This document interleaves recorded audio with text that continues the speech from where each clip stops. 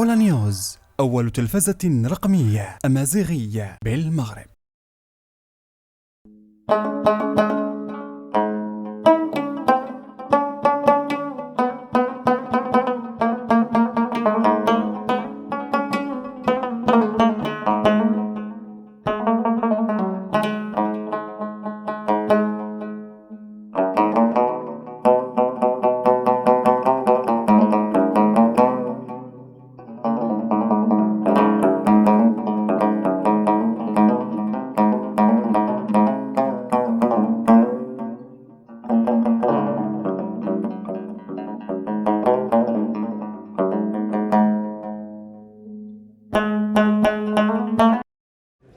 بسم الله والصلاة والسلام على مولانا رسول الله السيد عز الدين بوسونة، رئيس جمعية أشبال التمييز الرياضي والكاتب العام لجمعية الصحراويين الوحدويين، محارب قديم سابقا.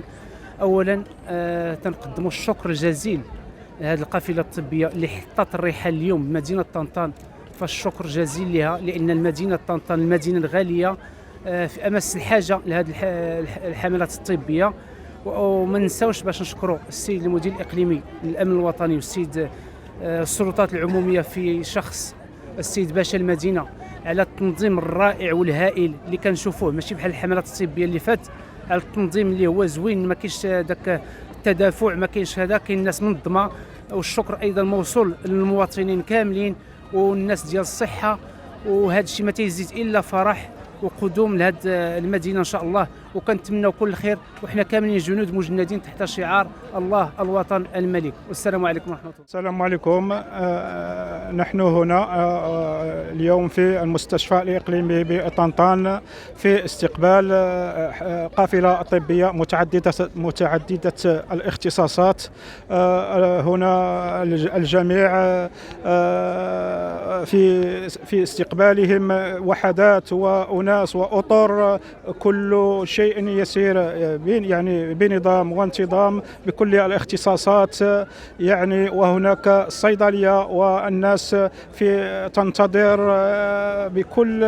بكل أريحية حتى تقدم لهم الخدمات اللازمة المتطلبة من هذه القافلة. نشكر الجميع وكل من ساهم من قريب أو من بعيد في إنجاح هذه القافلة الطبية التي كانت هذه الساكنة في حاجة ماسة إليها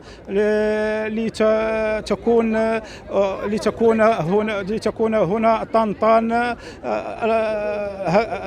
تكون طنطان يعني هذه المحطة بكل تعطي ثمارها هذه القافلة. نتمنى التوفيق والاستمرارية والنجاح لهذه القافلة بكل طاقمها الطبي وكل العاملين في هذا ومن جنود خفاء وكل من يعمل في إنجاح هذه القافلة.